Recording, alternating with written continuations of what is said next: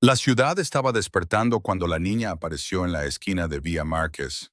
Con una mochila diminuta, el pelo aún revuelto por el sueño, los cordones de los zapatos desiguales y los ojos muy abiertos, asustada, buscando algo.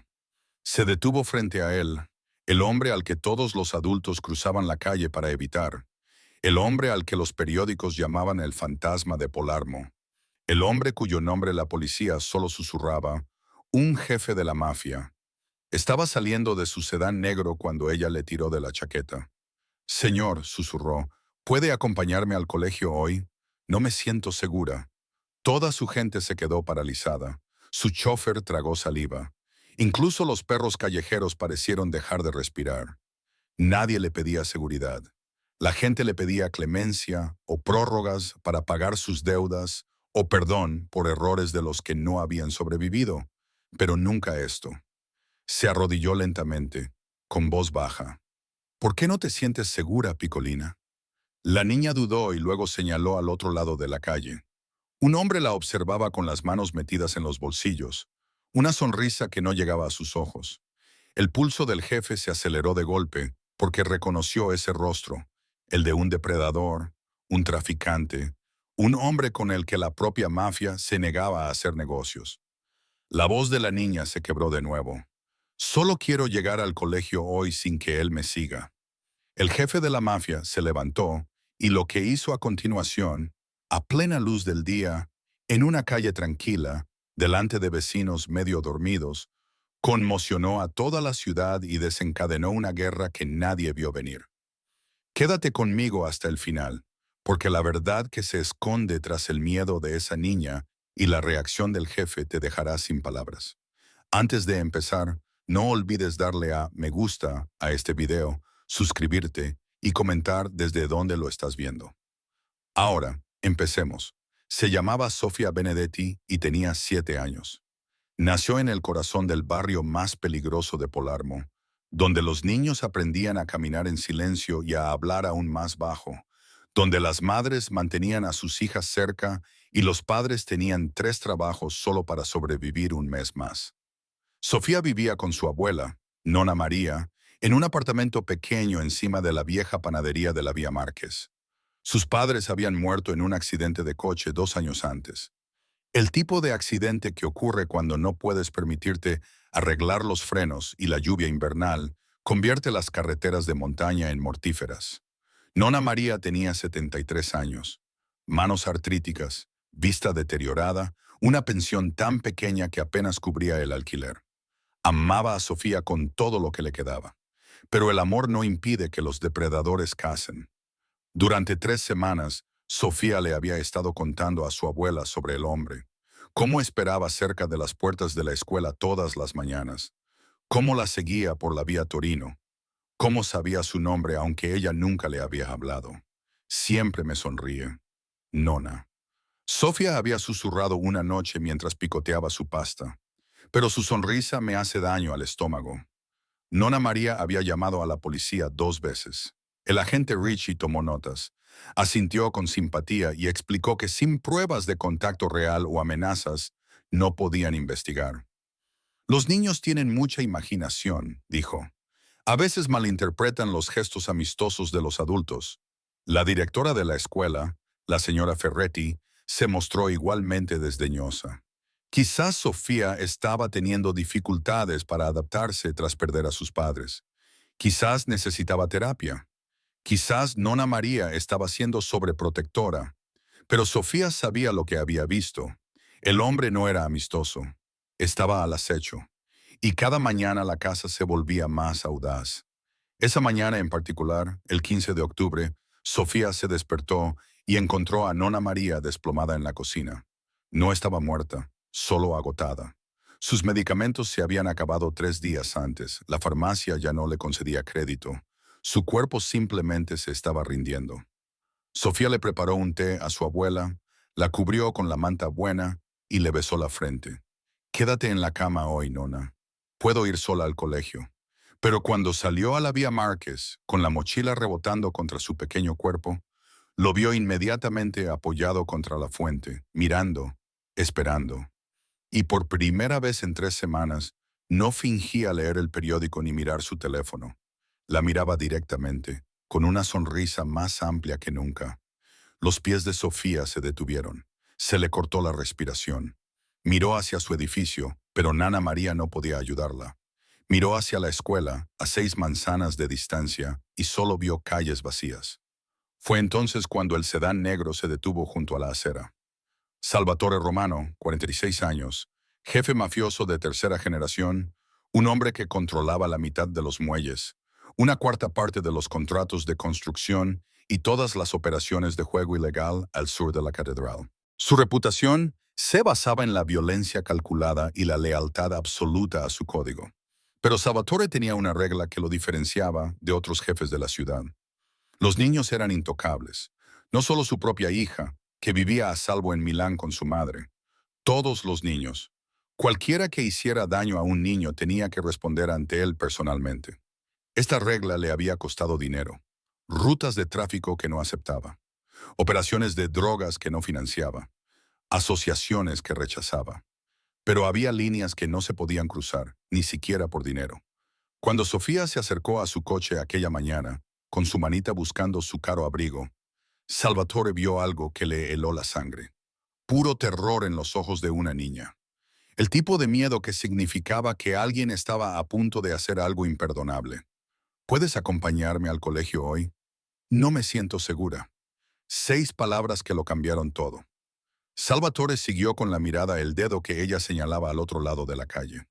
Marco Vitelli, 42 años, un hombre cuya tarjeta de visita podría haber dicho importación y exportación, pero cuya verdadera profesión era el tráfico de niños a clientes adinerados de toda Europa. Vitelli se había acercado a la organización de Salvatore 3 veces en el último año. Cada vez le ofrecía asociaciones, territorio compartido, beneficios mutuos, y cada vez Salvatore había rechazado la oferta. No porque el tráfico no fuera rentable, era enormemente rentable, sino porque parte del dinero tenía un precio demasiado alto. Ahora Batelli estaba cazando en el barrio de Salvatore, en su calle, buscando a una niña que acababa de pedirle protección. El chofer de Salvatore, Antonio, observaba por el retrovisor cómo su jefe se arrodillaba junto a la niña. «Jefe», susurró Antonio, «llegaremos tarde a la reunión con la autoridad portuaria». Salvatore lo ignoró. Toda su atención estaba puesta en Sofía, cuyos ojos marrones tenían más valor que la mayoría de los hombres adultos que conocía. «¿Cómo te llamas?» «Piccolina». «Sofía Benedetti. Vivo con mi nona María encima de la panadería». Y el hombre de enfrente. «¿Cuánto tiempo llevas siguiéndote?» «3 semanas. Todas las mañanas. A veces también después del colegio. Ayer sabía mi nombre, aunque yo nunca se lo había dicho». Salvatore sintió algo cambiar dentro de su pecho. No era exactamente ira, sino algo más frío, algo que se había ido acumulando durante años mientras veía cómo su ciudad se envenenaba lentamente con el tráfico de personas y la explotación infantil. Se levantó lentamente, con la mente ya calculando. Batelli estaba armado. Probablemente tenía refuerzos cerca. Era una calle pública con testigos. Cualquier movimiento que hiciera Salvatore sería visto, grabado, investigado, pero había cosas más importantes que la discreción. Volvió a mirar a Sofía, esa valiente niña que había pedido ayuda al hombre más peligroso de Polmo porque todos los adultos seguros de su vida le habían fallado. Pensó en su propia hija, a salvo en Milán, porque él tenía el poder de protegerla. Pensó en todos los niños que no tenían esa protección. Salvatore tomó una decisión que cambiaría el equilibrio de poder en Sicilia. Tomó la pequeña mano de Sofía en la suya y comenzó a caminar hacia la escuela. Pero primero miró a los ojos a Marco Vitelli al otro lado de la calle. El mensaje de esa mirada era inequívoco. Elegiste a la niña equivocada en la calle equivocada del barrio equivocado. Y lo que sucedió a continuación demostraría que, incluso en una ciudad construida sobre la violencia y la corrupción, algunas líneas nunca podían cruzarse. Nunca podían cruzarse. Mientras Salvatore y Sofía caminaban de la mano por la Vía Márquez, algo extraordinario comenzó a suceder. Se abrieron ventanas, se corrieron cortinas. Los vecinos que normalmente evitaban el contacto visual salieron a sus balcones porque ver al fantasma de Palermo acompañando a una niña de 7 años al colegio era como ver a un león protegiendo a un cordero. No tenía sentido. Desafiaba todo lo que creían saber sobre el residente más temido de su barrio. Pero Sofía se sentía más segura que en semanas. La presencia de este hombre era como un escudo a su alrededor. Su agarre de su mano era suave pero absoluto. Y por primera vez en 3 semanas no miraba por encima del hombro. «Háblame de tu nona», dijo Salvatore en voz baja mientras caminaban. «Hoy está enferma. Su medicina cuesta demasiado dinero.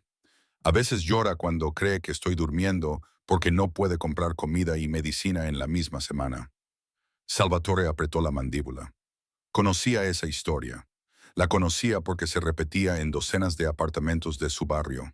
Ancianos que tenían que elegir entre medicinas y comida. Niños que pasaban hambre porque sus tutores no podían pagar tanto el alquiler como la compra. El sistema estaba roto. Llevaba décadas roto. Los políticos prometían cambios en cada ciclo electoral. Luego desaparecían en sus cómodas oficinas y se olvidaban por completo de Vía Marqués. Detrás de ellos, Marco Vitelli había empezado a seguirlos, no lo suficientemente cerca como para que se notara, pero lo suficientemente cerca como para enviar un mensaje. Seguía cazando, seguía reclamando su territorio. Salvatore sintió el peso familiar de su pistola contra las costillas. Un movimiento rápido y Vitelli nunca volvería a amenazar a otro niño. Pero matar a un hombre a plena luz del día mientras sostenía la mano de un niño de 7 años no solo era imprudente, era exactamente lo que querían sus enemigos. La prueba de que había perdido el control. La prueba de que las emociones lo hacían impredecible. En cambio, Salvatore sacó su teléfono y hizo una llamada que lo cambiaría todo. «Luca», dijo cuando su lugarteniente respondió, «necesito que hagas algunas visitas hoy. Empieza por la farmacia de Vía Torino, luego la tienda de comestibles y después el propietario del edificio que está encima de la antigua panadería». «¿Qué tipo de visitas, jefe?» «Las que sirven para explicar que ciertas personas de este barrio están ahora bajo nuestra protección, empezando por Nona María Benedetti y su nieta Sofía». Sofía lo miró, sin entender las palabras, pero intuyendo su importancia. Salvatore le apretó la mano con suavidad. Además, continuó por teléfono, «necesito que investiguen los antecedentes de todos los hombres adultos que hayan sido vistos cerca de la escuela primaria en el último mes, especialmente de aquellos que hayan hecho preguntas sobre los horarios de los niños o la situación familiar». Ya no se trataba solo de Sofía. Si Vitelli estaba cazando en este barrio, quizá también lo estuvieran haciendo otros depredadores. Darse cuenta de eso hizo que Salvatore sintiera un nudo de rabia en el pecho. Estaban a 3 manzanas de la escuela cuando Sofía se detuvo de repente. «¿Qué pasa, Piccolina?». Ella señaló hacia adelante. Justo frente a las puertas de la escuela había otro hombre, más joven que Vitelli. Llevaba ropa más limpia, pero tenía la misma quietud depredadora. «Es su amigo», susurró Sofía. «Empezó a venir la semana pasada. A veces hablan entre ellos». Salvatore sintió que algo se rompía dentro de su pecho. Esto no era casual, era algo organizado, sistemático. Una operación de caza dirigida a los niños de su barrio, mientras él se centraba en acuerdos portuarios y contratos de construcción. Se arrodilló de nuevo junto a Sofía. «Escúchame con atención. Cuando lleguemos al colegio, quiero que vayas directamente a tu clase. No te pares a hablar con nadie. No mires atrás. ¿Puedes hacerlo por mí?». Sofía asintió, pero sus ojos estaban muy abiertos por un nuevo miedo. «¿Vas a hacerles daño?». La pregunta golpeó a Salvatore como un golpe físico. Porque en ese momento, mirando a esta valiente niña que le había pedido protección, se dio cuenta de algo profundo. La violencia era el único idioma que había hablado con fluidez, la única solución en la que había confiado completamente. Pero Sofía no le estaba pidiendo que hiciera daño a nadie. Le estaba pidiendo que la mantuviera a salvo. Había una diferencia que importaba. «Me aseguraré de que nunca más te vuelvan a asustar», dijo finalmente, «pero no de la forma que estás pensando». Mientras se acercaban a la escuela, La mente de Salvatore ya estaba trabajando, calculando, planeando, no solo cómo eliminar a Vitelli y a su socio, sino cómo proteger a todos los niños de este barrio de forma permanente. Porque el valor de Sofía le había mostrado algo que había estado ciego durante años. Su poder no significaba nada si los inocentes no podían dormir seguros en sus camas. Su territorio no valía nada si los niños no podían ir al colegio sin miedo. Las otras madres en la puerta del colegio observaban en silencio atónito mientras Salvatore Romano acompañaba a Sofía sana y salva hasta la entrada. Algunas se santiguaron, otras abrazaron más fuerte a sus hijos, pero Sofía se volvió hacia él con una sonrisa que habría podido derretir el invierno. Gracias, dijo simplemente. ¿Me acompañas también a casa? Salvatore miró a esta niña extraordinaria que había cambiado el curso de todo su día con 6 simples palabras. Luego miró a los depredadores que observaban desde el otro lado de la calle, hombres que pensaban que los niños eran mercancías que se podían cosechar y vender. Todos los días, prometió, hasta que te sientas segura de nuevo. Pero cuando Sofía desapareció en el edificio de la escuela, Salvatore supo que esta guerra apenas comenzaba, porque la noticia se difundiría rápidamente en los bajos fondos de Palermo. El fantasma había elegido un bando. El jefe del crimen más poderoso de la ciudad ahora protegía personalmente a una niña de 7 años. Algunos lo verían como una debilidad, otros como una oportunidad, pero Vitelli y su red lo verían como una declaración de guerra. Y tendrían toda la razón, porque Salvatore Romano estaba a punto de demostrar que algunas cosas merecían la pena luchar por ellas, sin importar el coste. Algunas inocencias merecían ser preservadas, incluso si eso significaba quemar todo lo que había construido. La verdadera batalla por la seguridad de Sofía acababa de comenzar y sacudiría para siempre los cimientos del crimen organizado en Sicilia. Esa noche, la noticia llegó a la red de Vitelli más rápido que un incendio forestal en un campo de trigo seco. El fantasma de Palermo había acompañado personalmente a una niña al colegio. Más aún, había hecho promesas. Promesas que significaban protección. Promesas que significaban interferir en sus operaciones. Marco Batelli estaba sentado en la oficina de su almacén, mirando las fotos de vigilancia que sus hombres habían tomado a lo largo del día. Fotos de Salvatore caminando de la mano con Sofía. Fotos de sus lugartenientes visitando negocios locales. Fotos del aumento de la seguridad alrededor de la escuela primaria. Su socio, Alejandro Greco, caminaba detrás de él como un animal enjaulado. Esto es un problema, Marco. Un gran problema. Vitelli se recostó en su silla, calculando mentalmente. No, esto es una oportunidad. ¿Cómo lo sabes? Romano acaba de mostrarle a toda la ciudad su debilidad. Está emocionalmente involucrado con una niña pequeña. Eso lo hace predecible, vulnerable. Greco dejó de caminar. ¿Qué estás pensando? Estoy pensando en acelerar nuestro plan, forzar su mano, hacerle elegir entre su reputación y su nuevo proyecto favorito. Lo que ninguno de los dos entendía era que su conversación estaba siendo grabada porque Salvatore Romano no había sobrevivido 20 años en el crimen organizado siendo reactivo. Hace mucho tiempo había aprendido que la mejor defensa era conocer el siguiente movimiento del enemigo antes de que lo hiciera. A 3 manzanas de distancia, en un edificio de apartamentos abandonado, Luca Terretti se ajustó los auriculares y sonrió con tristeza. El dispositivo de escucha que sus hombres habían colocado en la oficina de Vitelli 3 meses antes finalmente estaba dando sus frutos. Cogió su teléfono encriptado y llamó a su jefe. «Están planeando algo para mañana por la mañana», informó Luca. «Quiere forzar tu mano, hacerte elegir entre tu reputación y la chica». Salvatore estaba en su balcón con vistas al puerto, observando cómo los buques de carga se movían como fantasmas a través de la niebla del atardecer. «Déjame adivinar. Van a hacer algo con Sofía para sacarme de mi escondite. Eso es lo que parece. ¿Quieres que aumente la seguridad alrededor del edificio de su abuela?» «No». La voz de Salvatore era fría, calculada. «Quiero que hagas algo completamente diferente». A la mañana siguiente, Sofía se despertó con el sonido de su abuela llorando en la cocina. Pero no eran lágrimas de dolor o frustración, eran lágrimas de alivio abrumador. Nona, ¿qué pasa? María Benedetti levantó una bolsa de papel llena de medicamentos, todas las recetas que necesitaba, todos los tratamientos que se había visto obligada a saltarse. Anoche vino un hombre, Picolina, un hombre muy educado. Dijo que estaban pagados, todos los del próximo año. Sofía abrió mucho los ojos. El hombre amable de ayer. Creo que sí. Sí. La voz de Nona María temblaba. Y hay más. Ha llamado el casero. El alquiler está pagado hasta Navidad y la tienda de comestibles. Dicen que ahora tenemos crédito. Buen crédito. Sofía no entendía del todo lo que eso significaba, pero se dio cuenta de que las arrugas alrededor de los ojos de su abuela se habían relajado por primera vez en meses, que Nona María se mantenía más erguida y se movía sin hacer muecas de dolor.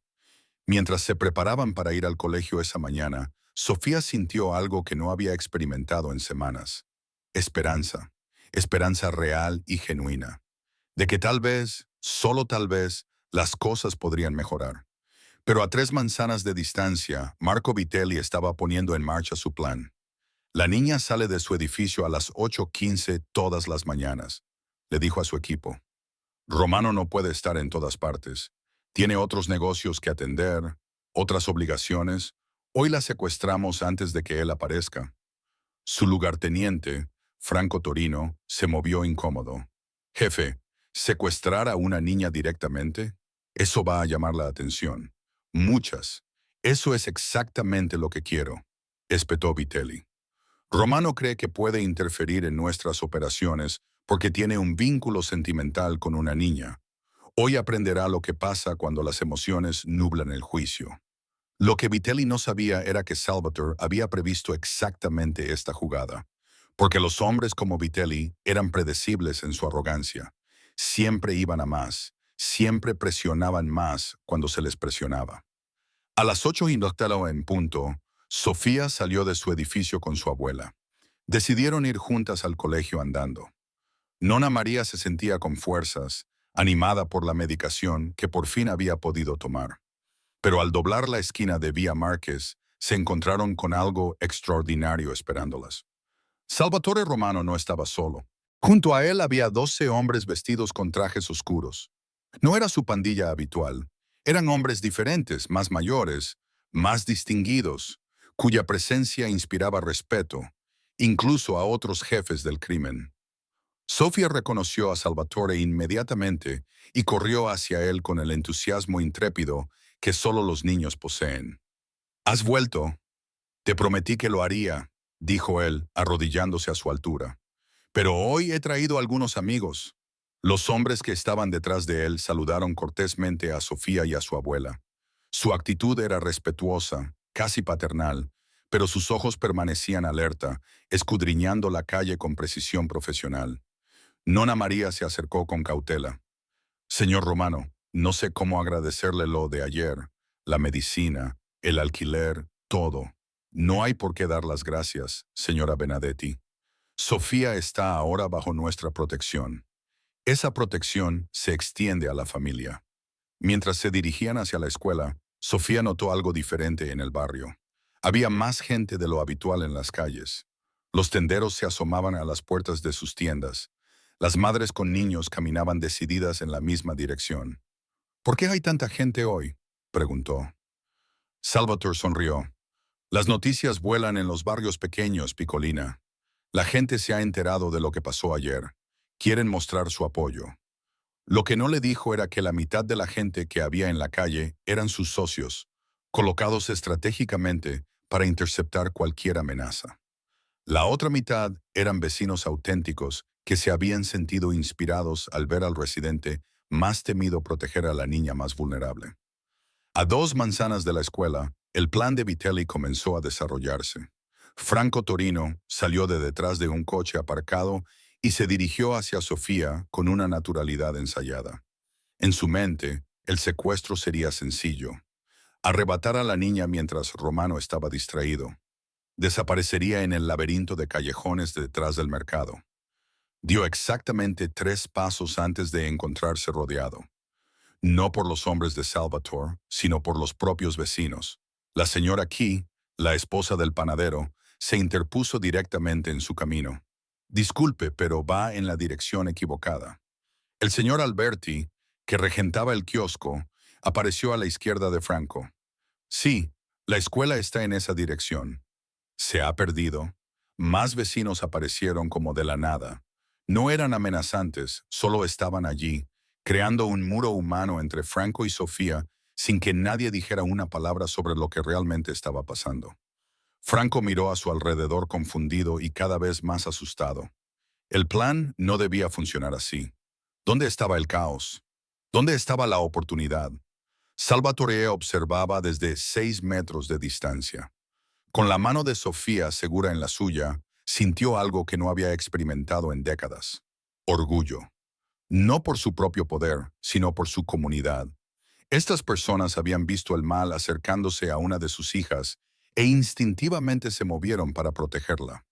Franco se retiró y sacó su teléfono para llamar a Batelli.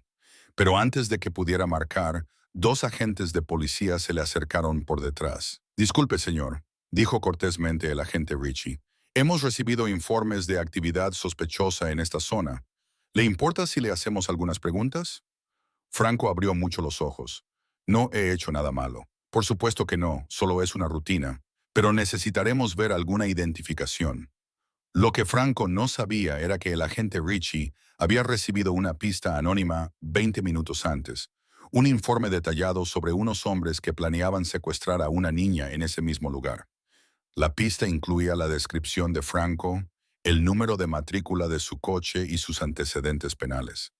Mientras Franco era llevado para ser interrogado, Vitelli observaba desde su coche a una manzana de distancia, viendo cómo su operación cuidadosamente planeada se desmoronaba ante sus ojos. Sofía llegó al colegio esa mañana rodeada de más protección que un miembro de la realeza en visita oficial. No solo Salvatore y sus hombres, sino docenas de vecinos que decidieron que proteger a sus hijos era responsabilidad de todos.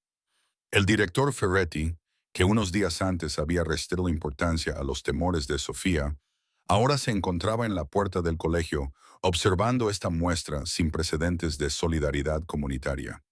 Tenía el rostro pálido y las manos le temblaban ligeramente al darse cuenta de lo catastróficamente que había juzgado mal la situación. Señor Romano, dijo cuando se acercaron, quizás deberíamos discutir el aumento de las medidas de seguridad para la escuela. Quizás debería haber escuchado cuando una niña le dijo que tenía miedo. Salvatore respondió fríamente, pero sí, discutiremos la seguridad, entre otras cosas.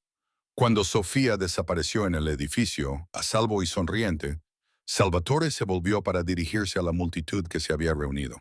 Vecinos, comerciantes, padres, personas que habían vivido con miedo durante tanto tiempo que habían olvidado lo que se sentía al levantarse.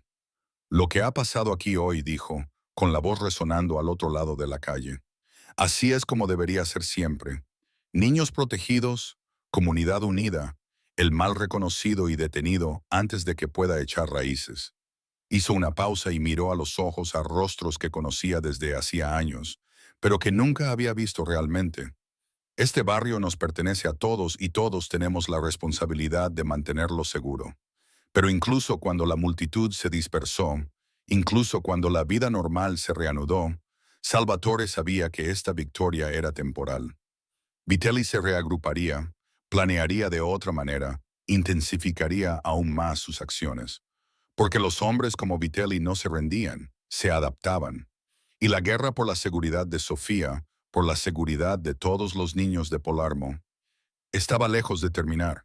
De hecho, estaba a punto de empeorar mucho más. Porque esa tarde, 3 niños más desaparecerían de las escuelas de toda la ciudad. Niños de barrios donde ningún jefe de la mafia ofrecía protección. Niños cuya desaparición enviaría un mensaje claro a Salvatore Romano. No puedes protegerlos a todos. Protégelos a todos. La noticia llegó a Salvatore a las 3:47 de esa tarde. 3 niños desaparecieron de sus escuelas como humo en el viento. Marco, de 8 años, de la escuela primaria San Lorenzo. Elena, de 10 años, de la escuela católica cerca de la catedral. Jepe, de 6 años, de la escuela pública de Borgovio. Todos secuestrados a pocas horas de la llegada protegida de Sofía a la escuela primaria Jefferson. Todos de barrios donde Salvatore Romano no tenía presencia, ni influencia, ni capacidad de intervenir. El mensaje era muy claro. Salvaste a uno. Nosotros nos llevamos a tres. Luca irrumpió en la oficina de Salvatore sin llamar. Tenía el rostro pálido. Jefe, tenemos un problema. Varios problemas. Salvador levantó la vista de los informes policiales esparcidos sobre su escritorio de caoba. Cada informe de niños desaparecidos era como una puñalada en el pecho. Vitelli enviaba un mensaje. Es peor que eso. Luca dejó un sobre de Manila sobre el escritorio. Llegó hace una hora. Sin remitente, sin testigos. Dentro había fotografías, fotografías recientes. Sofía caminando hacia la escuela esa mañana rodeada de protección. Sofía riendo con su abuela. Sofía jugando en el pequeño patio detrás de su edificio. Pero no fueron las fotos en sí las que helaron la sangre de Salvatore. Fue lo que estaba escrito en el reverso de cada imagen. Hoy, 3 niños pagaron por tu interferencia. Mañana podría ser ella. La letra era elegante, culta, no el garabato de un matón callejero, sino la escritura cuidadosa de alguien que disfrutaba con la guerra psicológica. Salvatore dejó las fotos con deliberada calma, pero sus manos temblaban por la rabia que apenas podía contener. ¿Dónde están las familias de los niños desaparecidos? Las comisarías y los hospitales se están volviendo locos de preocupación. La madre del niño Benedetti lleva 4 horas gritando sin parar. Y la respuesta de la policía, la expresión de Lucas se ensombreció. Lo están tratando como incidentes separados, sin conexión. Protocolos estándar para personas desaparecidas. Comenzarán a investigar de verdad en 72 horas si los niños no aparecen. 72 horas. En el mundo de Salvatore, 72 horas podrían ser 72 años. Los niños secuestrados por traficantes tenían tal vez 12 horas antes de desaparecer para siempre en redes que se extendían por todos los continentes.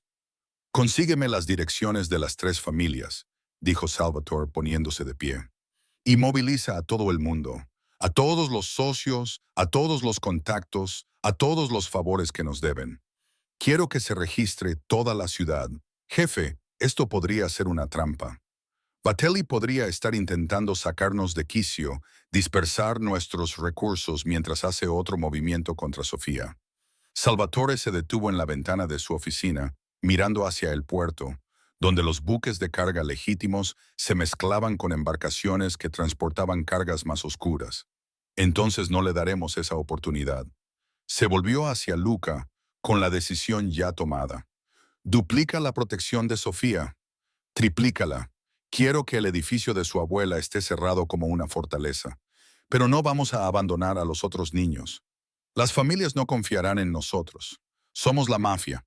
Pensarán que estamos involucrados.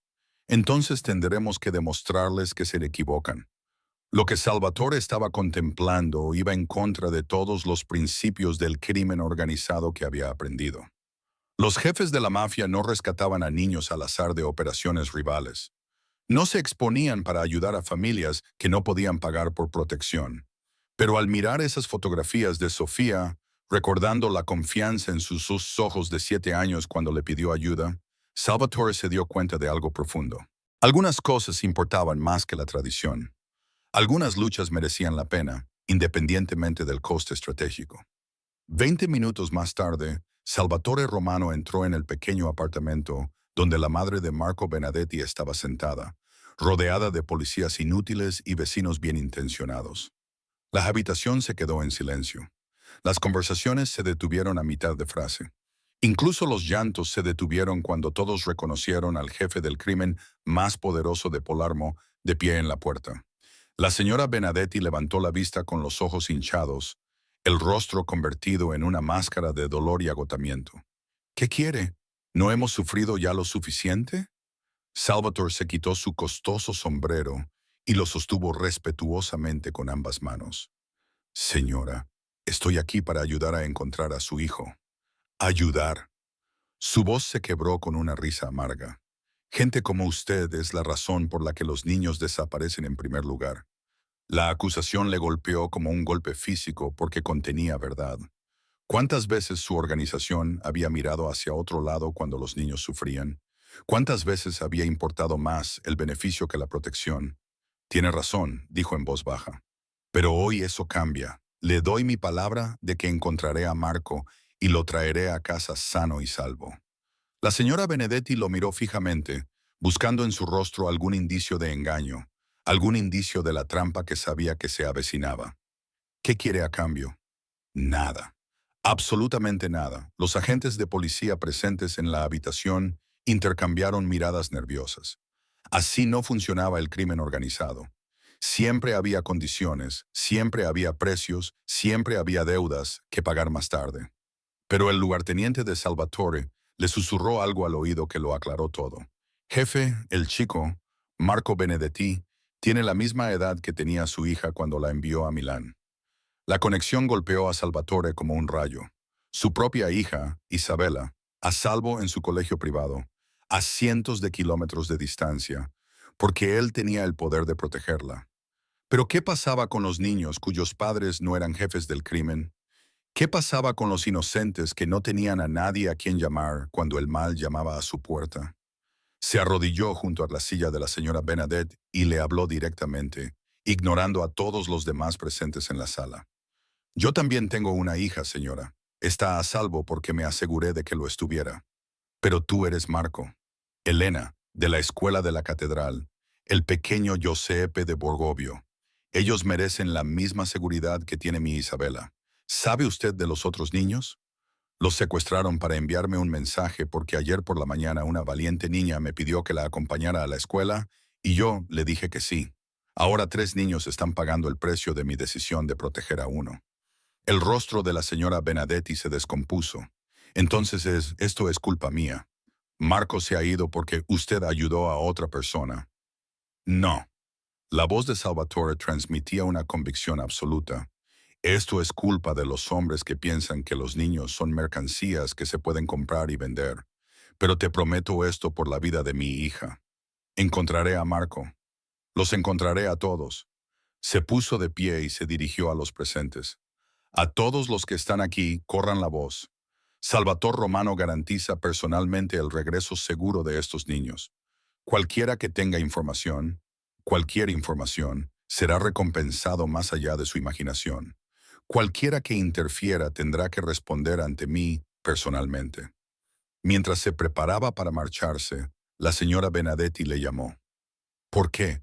¿Por qué arriesgarlo todo por unos niños que no son suyos? Salvador se detuvo en la puerta, pensando en el valor de Sofía, en la seguridad de su propia hija, en todas las veces que había elegido el beneficio económico por encima de la protección. Porque alguien tiene que hacerlo. Y tal vez sea hora de que las personas más poderosas de esta ciudad utilicen ese poder para algo por lo que valga la pena luchar. 6 palabras de una niña de 7 años lo cambiaron todo en Polarmo. El valor de Sofía para pedir ayuda al hombre más temido de la ciudad no solo le salvó la vida. Despertó algo en Salvatore Romano que había estado enterrado bajo décadas de violencia calculada. A veces, las voces más pequeñas transmiten la mayor verdad. A veces, proteger a un niño significa protegerlos a todos.